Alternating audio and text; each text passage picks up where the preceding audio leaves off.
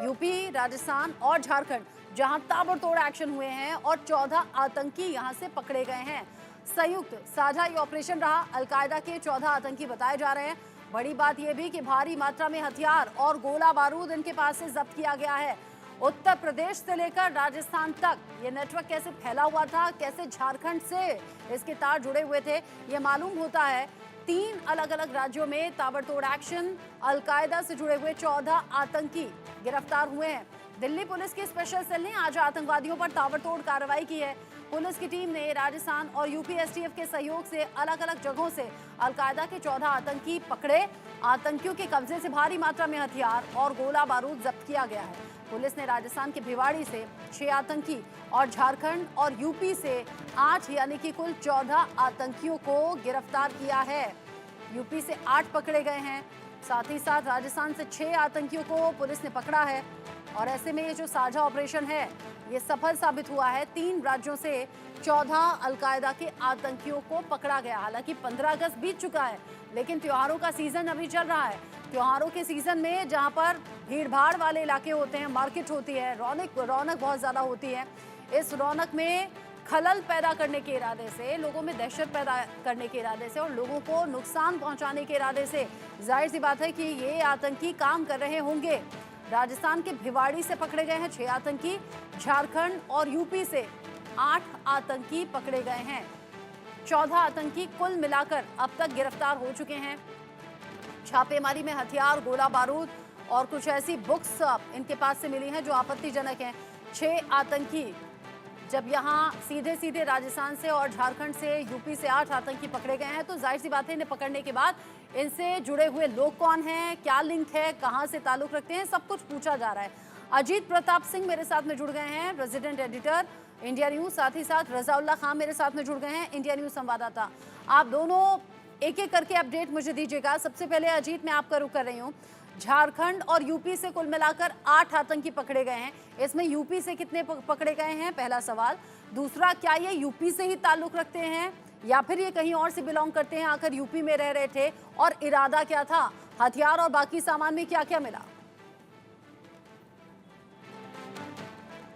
देखिए, बिल्कुल ये आपने सही सवाल किया कि उत्तर प्रदेश से कितने आतंकी पकड़े गए। लगभग 5 आतंकी उत्तर प्रदेश के बताए जा रहे हैं। और जो एडीजी लॉ एंड ऑर्डर है और एडीजी एफटीएफ भी है, अमिताभ है, उससे थोड़ी देर पहले हम लोगों ने बात करने की कोशिश की, तो अभी वो उन्होंने कहा कि इसके बारे में हम लोग ब्रीफ करेंगे और लगातार अभी कार्रवाई का जो सिलसिला है वो चल रहा है। दूसरा, उत्तर प्रदेश में कई जो पूर्वांचल के इलाके, अगर आप आजमगढ़ की बात करें, महाराजगंज की बात करें, बहराइच और लखीमपुर की बात करें, तो ये जो तराई बेल्ट है जहाँ नेपाल के रास्ते से बहुत आसानी से आतंकी आ जाते हैं और उसके बाद यहाँ अपना पूरा नेक्सस बना लेते हैं। कई बार कई मदरसों में पकड़े गए, अम्बेडकर नगर के जहांगीरगंज में मदरसों में पकड़े गए, आजमगढ़ में पकड़े गए।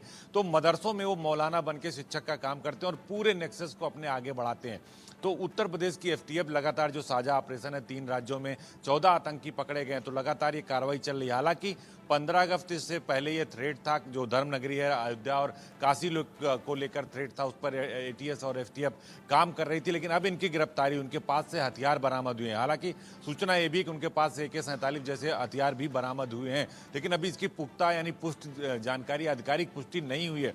उनके पास से लैपटॉप और मोबाइल बरामद हुए हैं। कश्मीर से भी उनके कनेक्शन निकलकर सामने आए और आपने देखा होगा कि लगातार जम्मू कश्मीर में पिछले 1-1.5 महीने से लगातार आतंकी गतिविधियां बढ़ी हुई हैं। लगातार सेना उनसे मुठभेड़ कर रही है। कई जवान हमारे शहीद हो चुके हैं, आतंकी मारे जा रहे हैं। तो क्या अलकायदा की ये बड़ी साजिश है हिंदुस्तान में दहशत फैलाने की? इसके पीछे क्या ISI की साजिश है, पाकिस्तान की जो खुफिया एजेंसी का वो उसका हाथ है या फिर चीन का हाथ है? इन सब मुद्दों पर जांच की जा रही है। जो केंद्र का जो गृह मंत्रालय है उसको अपडेट दी जा रही है। तो उत्तर प्रदेश से ये पकड़े गए हैं। देखिए, उत्तर प्रदेश में कई सारे आतंकी जो हैं यहाँ के रहने वाले हैं। वो चाहे सिमी संगठन की बात आप कर लें या लश्कर के कई सारे आतंकी, अल्ताफ है, मुस्तकीम है, उजैर है, परवेज जो नेपाल में मारा जा चुका है, इंडियन मुजाहिदीन का एशिया कमांडर रहा हुआ है। तो आप इस बात का अंदाजा लगाइए कि क्या किसी की बड़ी साजिश है जो ये आतंकी घुस रहे हैं और अलकायदा जैसे खतरनाक, दुनिया के सबसे खतरनाक आतंकी संगठन से जुड़े आतंकी गिरफ्तार हुए हैं। तो बड़ी साजिश है। इनकी साजिश को नापाक किया है यूपीएटी से और हमारी जो जांच एजेंसियां, जो हमारी पुलिस फोर्स है, अभी इनसे पूछताछ में बहुत कुछ खुलासा होना बाकी है, क्योंकि इनके पास से जो दस्तावेज मिले हैं, कुछ नक्शे भी बरामद हुए होते हुए नजर आए। अजीत प्रताप आप रहिएगा, रजाउल्ला खान भी मेरे साथ में है। रजाउल्ला, चूंकि राजस्थान से, अकेले राजस्थान से ये 6 आतंकी पकड़े गए हैं। क्या पाकिस्तान से लगा हुआ बॉर्डर और उसके आसपास ये गतिविधियां तेज हुई हैं? लिंक इनके कहां कहां से हैं? कहां क्या ये 6 के 6 एक ही जगह से मिले हैं? बिल्कुल साहब, तो वो देखिए, दिल्ली पुलिस की जो विशेष टीम है उसने प्रदेश के जो भिवाड़ी इलाका है वहां पर एक बड़ी कार्रवाई को अंजाम देते हुए तकरीबन 6 जो आतंकी हैं उन आतंकियों को गिरफ्तार किया है। हालांकि आतंकी कहां से ताल्लुक रखते हैं, कहां के रहने वाले हैं, इस बारे में फिलहाल कोई खुलासा नहीं किया गया है। हालांकि जो स्थानीय पुलिस है, वो स्थानीय पुलिस पूरी तरीके का जो सहयोग है हाँ। वो दिल्ली की विशेष टीम का ऑपरेशन को चलाया गया है। पूरा जंगलों से घिरा हुआ इलाका है, क्योंकि किसी तरीके से वहां पर अपडेट लेती हुई नजर आ रही है। जो 6 आरोपी, 6 आतंकवादियों को पकड़कर दिल्ली ले जाया जा रहा है। फिलहाल जैसे आपने कहा कि राजस्थान के जो कुछ बॉर्डरी इलाके हैं वो पाकिस्तान से टच होते हैं, जिनके अंदर चाहे जैसलमेर की बात की जाए, बाड़मेर की बात की जाए, बीकानेर की बात की जाए या फिर श्रीगंगानगर की बात की जाए, तमाम इलाके की जो बॉर्डर है वो राजस्थान से साफ तौर पाकिस्तान से टच होती हुई नजर आ रही है। जैसलमेर के अंदर सबसे ज्यादा जो बॉर्डर है वो लगती है। जिस तरीके से अभी रांची हो, रांची के अलावा चाहे यूपी हो, यूपी के अलावा राजस्थान हो, क्योंकि 14 आतंकी अब तक पकड़े गए। 14 में से जो 6 आतंकी वो जयपुर के, जो जिस तरीके से भिवाड़ी इलाके के अंदर से पकड़े गए, तो जयपुर के अंदर जो पुलिस मुख्यालय के आला अधिकारी हो, चाहे से एसओजी एटीएस मुख्यालय हो, पूरे इलाके के अंदर, पूरे राजस्थान के अंदर रेड अलर्ट है वो यहाँ पर जारी कर दिया गया है। जिन लोगों को पकड़ा गया है उन आरोपियों की, उन आतंकवादियों की जो पूरी डिटेल है वो यहाँ पर निकाली जा रही है। कब से वो भिवाड़ी के अंदर रह रहे थे, किन किन लोगों से वो टच के अंदर थे, किस तरह की तमाम गतिविधियां अलग अलग इलाके। जन्माष्टमी का त्योहार मनाया जाने वाला है, दीपावली, त्योहारों का मौसम, और ऐसे में ये आतंकी मिलना वाकई यहाँ पर सुरक्षा बलों के लिए भी एक बड़ा चैलेंज है। सीमा पर सुरक्षा पहरा भी और ज्यादा बढ़ा दिया गया है। त्योहारों के सीजन का जिक्र भी रज़ाउल्लाह ने किया ही। अजीत प्रताप, अगर ये 5 आतंकी यूपी से पकड़े गए हैं, 3 झारखंड से हैं और इधर 6 राजस्थान से पकड़े गए हैं, ये 14 तक तो सीमित रहने वाली नहीं है संख्या। अगर दिल्ली पुलिस ने, स्पेशल सेल ने इन आतंकियों के बारे में जानकारी पाकर यहाँ रेड डाली और ये हत्थे चढ़े हैं, इनके पास से हथियार, गोला बारूद, सब वो सामान है जिससे दहशत पैदा की जा सके, तो जाहिर सी बात है ये संख्या 5 पर नहीं टिकेगी। यूपी इतना बड़ा है, अलग अलग जगह तार जुड़े होंगे।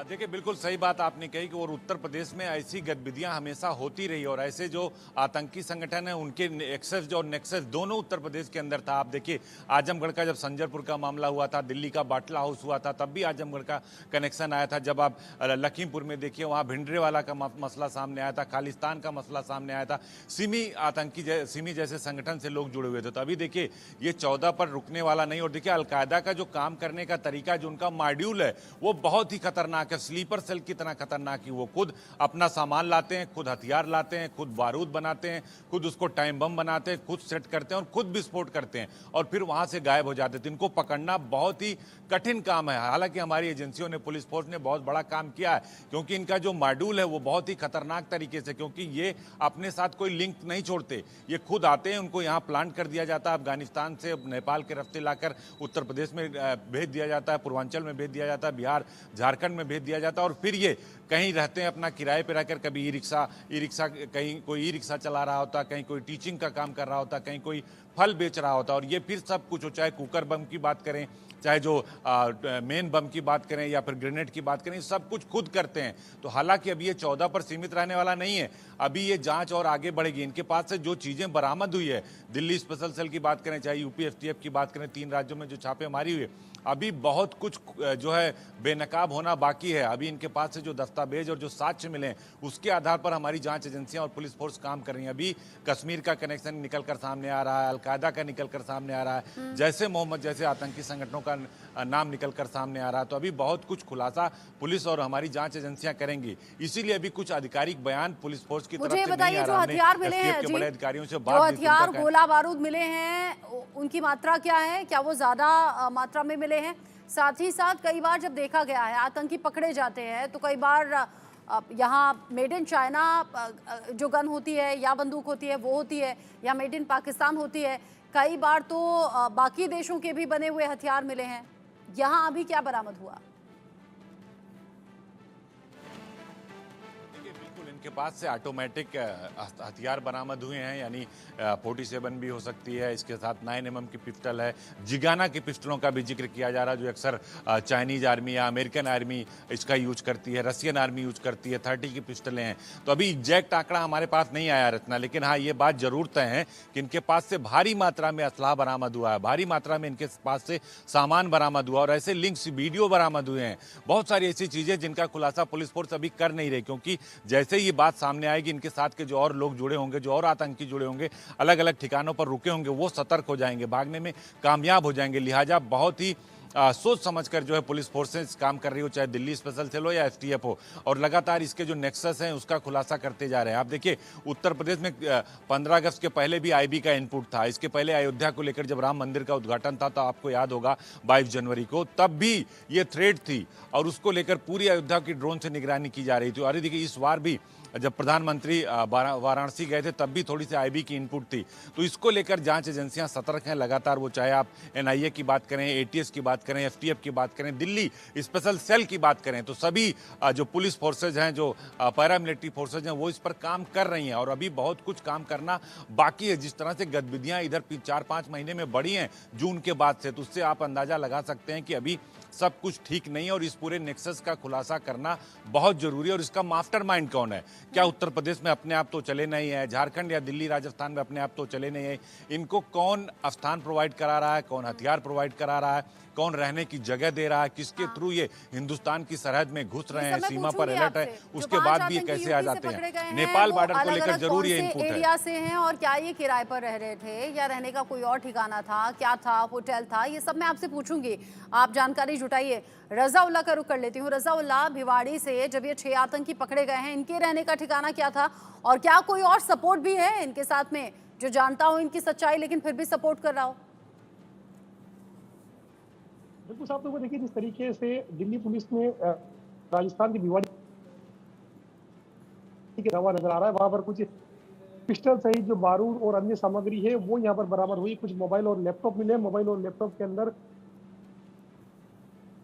पर जो है दिल्ली की जो विशेष टीम है उसको मिली है। उसके अलावा पहला जिस तरीके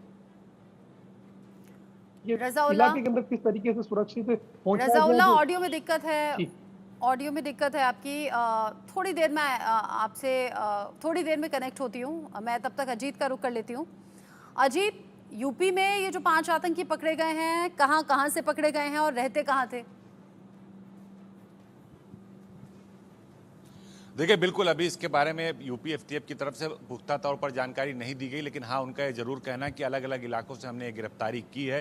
उसमें पूर्वांचल का भी नाम सामने आ रहा है, पश्चिमी उत्तर प्रदेश का भी नाम आ रहा, सहारनपुर के आसपास का जिक्र है अभी, लेकिन एग्जैक्ट यूपी एफटीएफ ये नहीं बता रही कि हमने कहाँ से पकड़ा, क्योंकि उनका ये कहना है कि अगर हम जल्दी जल्दी खुलासे करते जाएंगे तो जो इनके नेक्सस है, जो इनके तार जुड़े हैं, जिसको लेकर एफटीएफ और दिल्ली स्पेशल सेल आगे बढ़ रही है, उसमें कहीं ना कहीं कोई खामी न रह जाए और कोई आतंकी बच के न निकलना जाए, या जो इनको शरण दे रहा था, जो इनको सिम प्रोवाइड करा रहा था, जिनको मोबाइल प्रोवाइड करा रहा था, जिनको बारूद गोला बारूद प्रोवाइड करा रहा था, जो इनको लैपटॉप प्रोवाइड करा रहा था, उसकी तह तक जाना बहुत जरूरी है। क्योंकि नेपाल बॉर्डर, इसका जिक्र करना बहुत जरूरी होगा, क्योंकि नेपाल बॉर्डर एक ऐसा बॉर्डर है जो जहां से सबसे आसानी से आतंकी हिंदुस्तान में आ जाते हैं। फिर राजस्थान का जो बॉर्डर है या पंजाब का जो बॉर्डर है, तो राजस्थान जिस समय नेपाल का बॉर्डर खुली सीमा है, वहां से आतंकी बहुत आसानी से आ जाते हैं। चाहे बहराइच का बॉर्डर हो, आप देखिए जो पयागीपुर का बॉर्डर है, या फिर महाराजगंज का बॉर्डर है, या लखीमपुर खीरी से जो सटा हुआ इलाका है, तो यहाँ बहुत बिहार के जो मुजफ्फरनगर का सटा इलाका है, यहाँ से बहुत आसानी से इनकी एंट्री हिंदुस्तान के अंदर हो जाती है।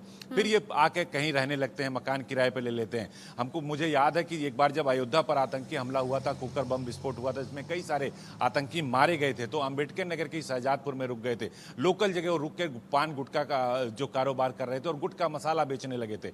तो ये बहुत पता करना जरूरी होता है कि इनको शरण कौन दे रहा है, इनको सेंटर कौन दे रहा है, इनको गाड़ियां कौन प्रोवाइड करा रहा है, इनको हथियार कौन प्रोवाइड करा रहा है, इनके पास कैसे जो इलेक्ट्रॉनिक सामान है वो कैसे उपलब्ध हो रहा है, खाने पीने का सामान, और एक जगह आकर ये घनी आबादी में रुकते हैं। सबसे बड़ी बात ये कि हमेशा ये कंजेस्टेड इलाके में रुकते हैं जहां बहुत घनी आबादी होता है, सिर्फ पैदल आप जा सकते हो, गाड़ियां नहीं जा सकती, वहां इनको आइडेंटिफाई करना बहुत ही कठिन काम होता है। हालांकि दिल्ली स्पेशल सेल और एसटीएफ ने ये काम कर दिया है। इसको कहीं ना कहीं सफलता के तौर पर देखा जाएगा कि बड़ी साजिश को रोकने में जो है कामयाब रही है हमारी जांच एजेंसी और और हमारी पुलिस फोर्स। तो अभी किस किस इलाके से हैं, इनके पास पुख्ता तौर पर क्या क्या चीज़ मिला है, अभी इसकी जांच चल रही है।